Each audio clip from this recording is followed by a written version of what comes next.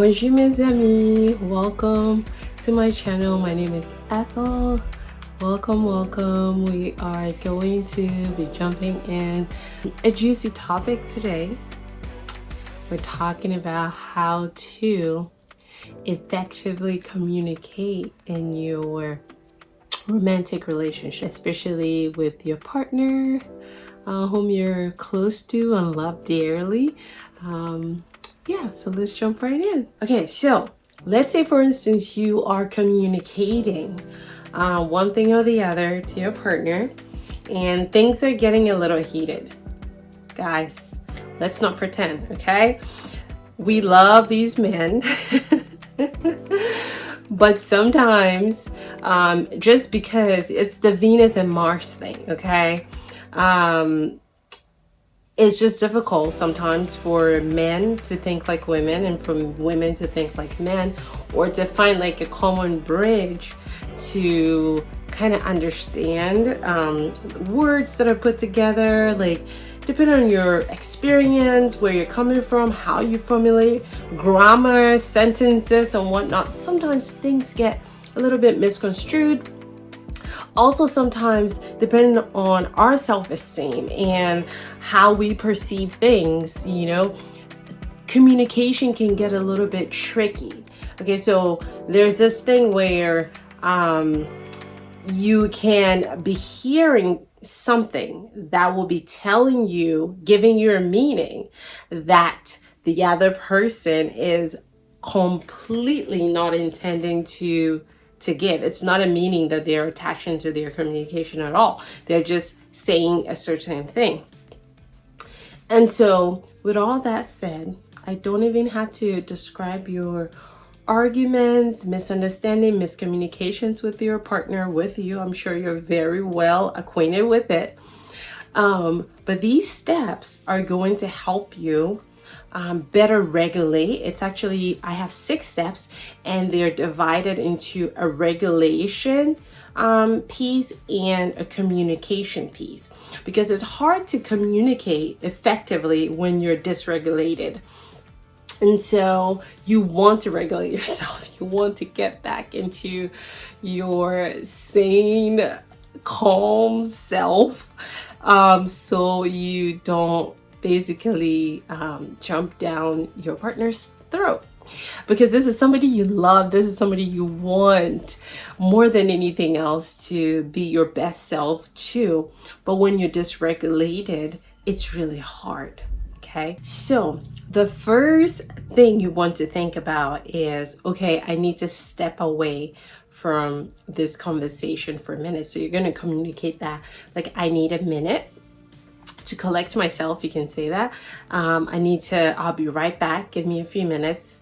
Or can we talk about this later? And this is what I call space, seeking space. Okay.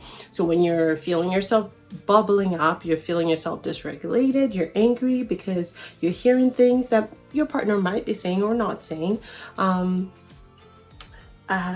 you just want to step outside. Okay, if it's in, you can go to your bedroom, you can go to a closet, your bathroom, step outside into nature, just anything, anywhere that is calming for you. Okay, just step away from it and just ask to come back to the conversation at a later time, because as you feel yourself getting upset, you don't want to, in that moment, to keep pushing. You don't want to keep pushing through the conversation, because it's just not going to be effective.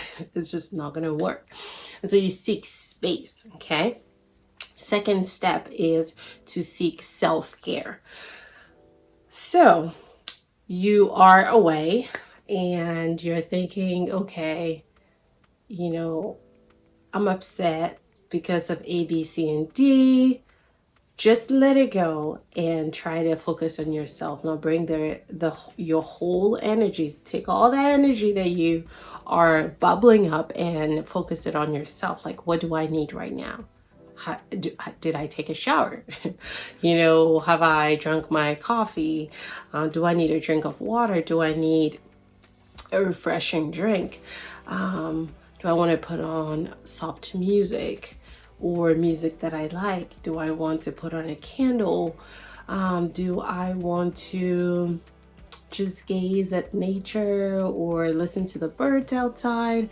Just do something that fills you up, okay? Whatever it is, just do that thing and just forget about the situation at hand completely. Take a warm bath, okay? Take a warm shower if you want something quick. Take a cold shower if that's what you like. Just take a step back, spray your favorite fragrance and just like take that in and just let that fill you up, okay? Just take care of yourself. And very quickly, you're going to find yourself coming back to yourself. And you're going to find yourself thinking about the situation a little bit different than where you started from.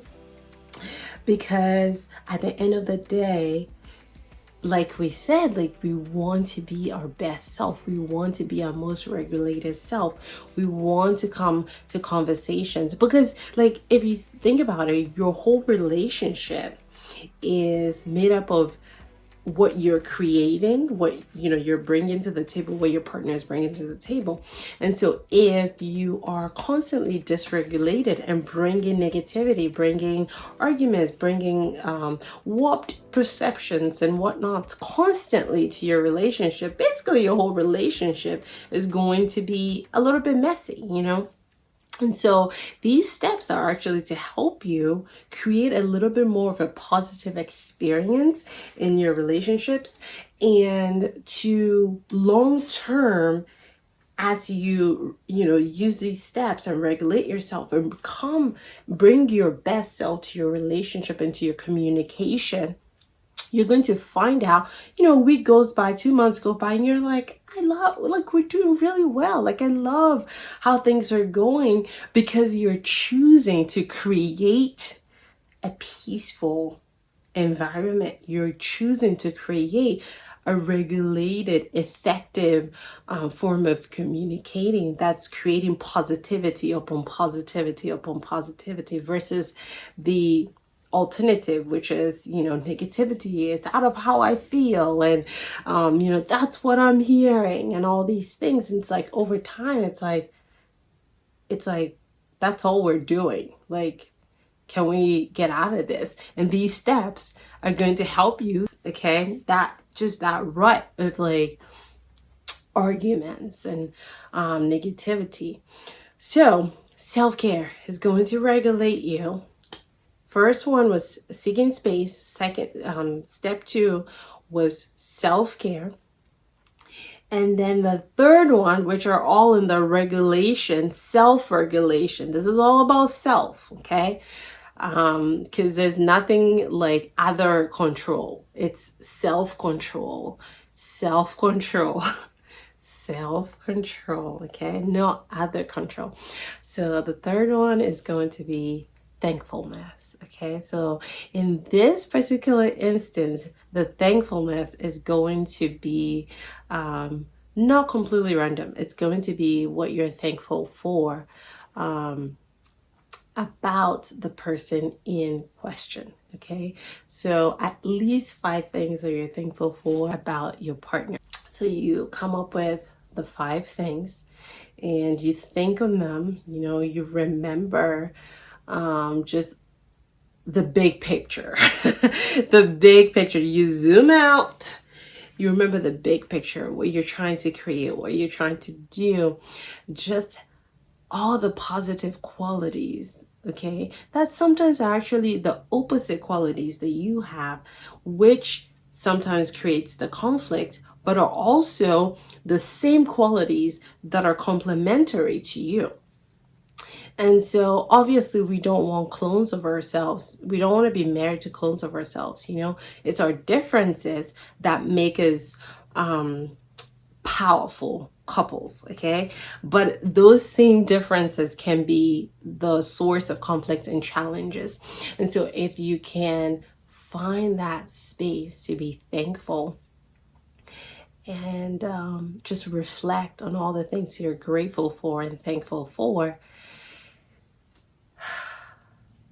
You can also add like some breathing exercises. There's this breathing exercise. It's called the 5-5-7 exercise. It's basically you breathe in for 5 seconds, hold it for 5, and you let out slowly for 7 seconds.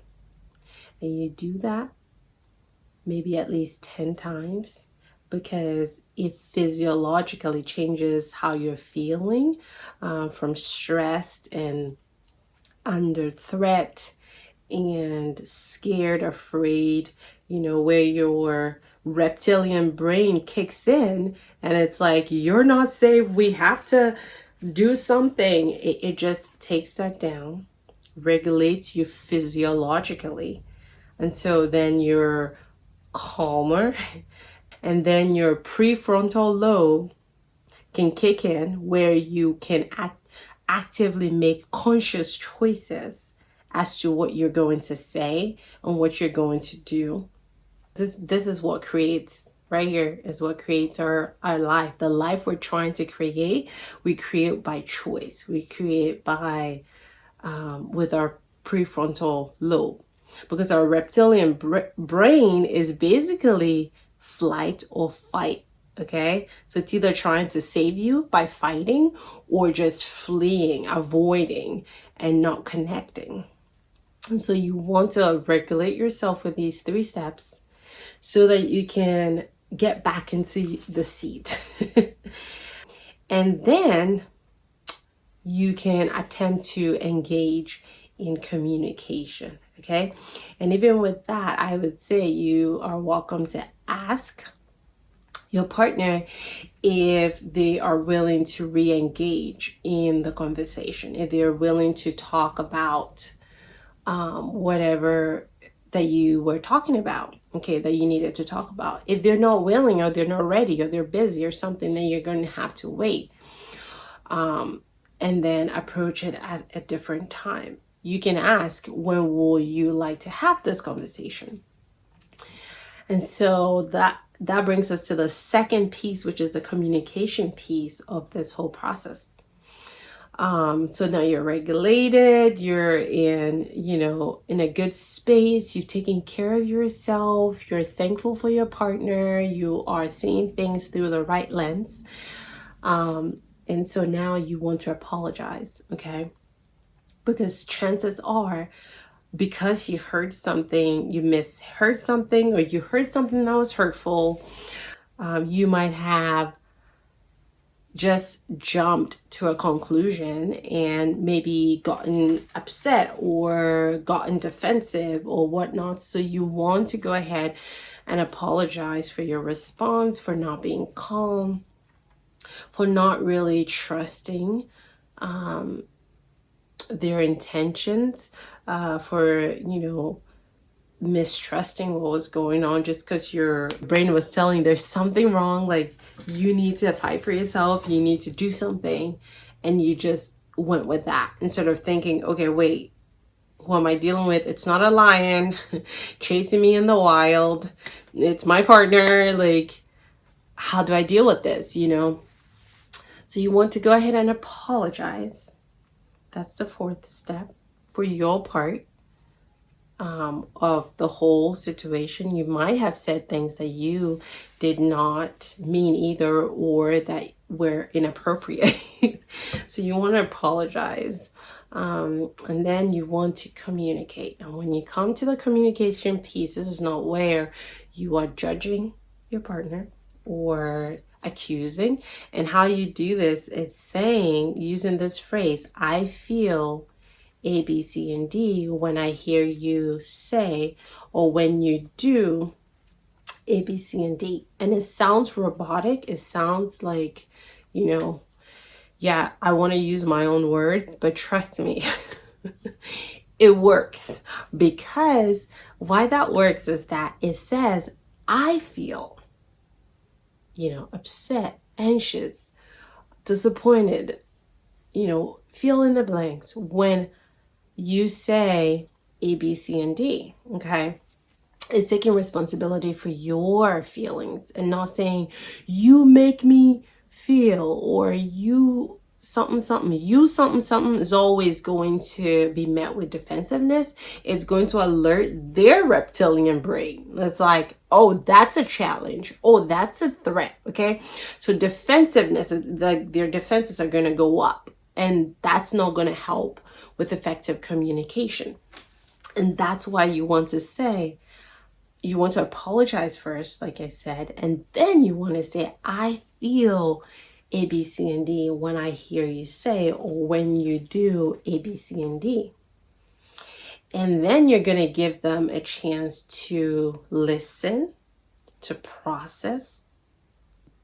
In some situations, this piece could take you back to the beginning of the conversation, okay, before you got regulated and everything, because they might say the same thing, maybe exactly the way they said it before that upset you, and you're going to have to now look at that sentence in an empathetic way, okay, because now you've gone through the regulatory phase of this whole conversation. You know who you're talking to. You know this is not someone who's out to get you. And so you're going to be empathetic. So you're going to add curiosity. So this is all under communicate. So we're going to add curiosity, okay? The reason why we're adding curiosity is because curiosity is the cure for judgment. You can judge something or someone, or you can be curious. You can wonder, I wonder why you say that. I wonder why you use the word this. Can you tell me more about this?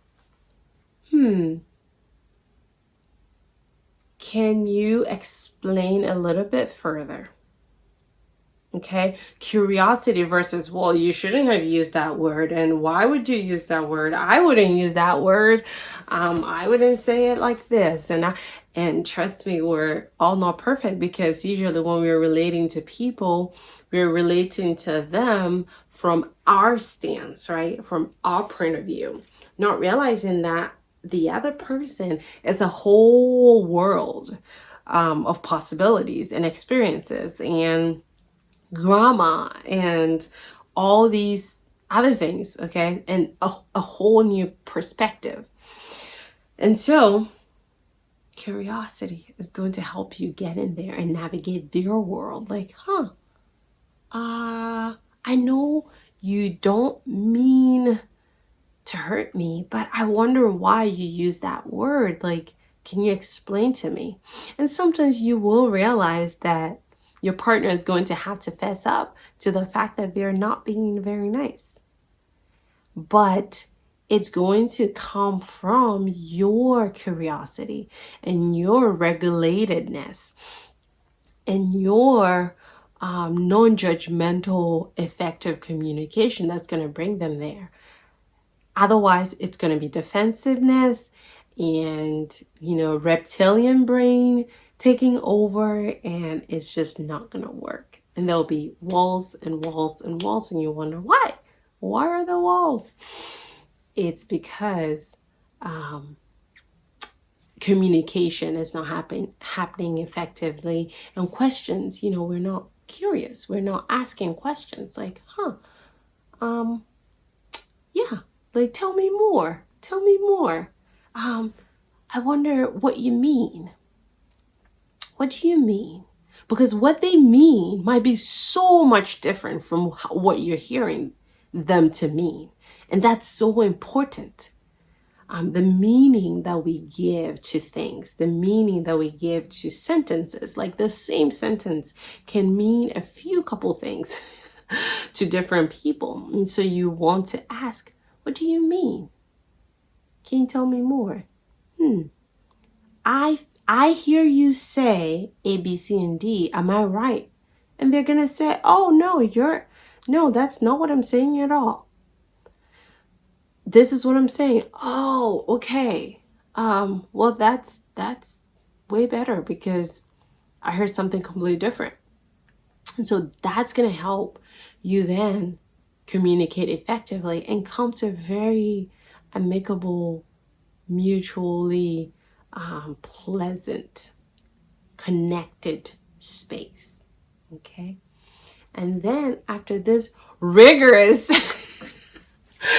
rigmarole, the icing on top, because when they say marriage is work, or like relationships are work, this is part of that work. Okay, it's not that they're not fun, and it's not that they're it's not wonderful to be loved and to be married and all these things.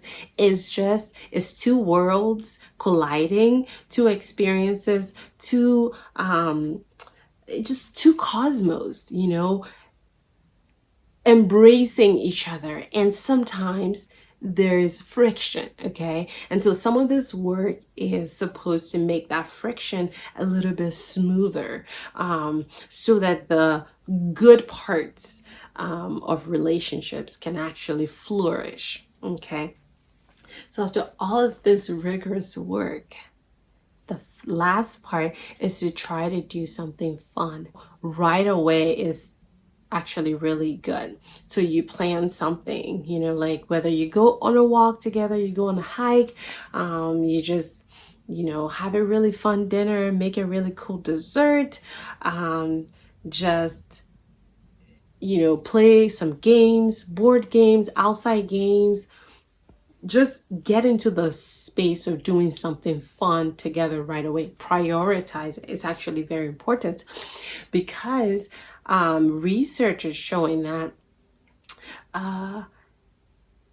divorce happens highly to couples that feel like they don't have fun together. Okay, there's a lot of other factors, but this is a big major factor. And so if you go through a rigorous argument or miscommunication, misunderstanding, something that wasn't very positive, it was like but it's necessary to get to the other side, to get to the connection, to get to the good parts, the love, and everything else. You want to now invest in fun.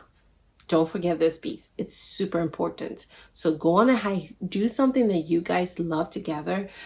Dance, put on salsa music and dance together, or, waltz together. Do something fun that connects you to your partner, reminds you and solidifies in your brain that you guys are having fun together, and that you love each other, and that you're in for the long haul. This is long haul stuff, guys. So yeah, that is the final piece. So I'm going to recap. The steps are space, to take some space, just ask to, tap out of the conversation for a bit. Self-care, to soothe yourself basically and take care of yourself, whether it's a nap you need because you're tired, or just anything that helps you take care of yourself, your body, your mind, your soul. You want to do that. Third one is to be thankful, and very specifically thinking of things you're thankful for about your partner. Okay. Fourth one is to apologize for your part, for your misunderstanding, your words, your miscommunication, your judgments. Apologize and then communicate. And you want to use the I feel ABC when you do or say ABC. And then you're going to, within communication, you're going to use curiosity, questions. Tell me more. What do you mean? And then the last one is to have fun. Plan something fun right away, whether to hike, a beautiful dinner, or just playing games together, whatever it is, plan something fun right away. So whenever you're having arguments, you're also having fun. And so you're countering the work and the rigorous negativity and all that with positivity, okay? and things to remember that are good and fun and healthy. And so you're pouring back into your relationship because you're wanting to build a long haul, healthy, thriving relationship by choice. And so, guys, thank you for watching my video. Subscribe, like, share with people that you think could benefit. If you love these kinds of videos, come back for more. I'll be posting more about just relationships, home, self-care, just all the good stuff. So thank you, and I will see you in my next video.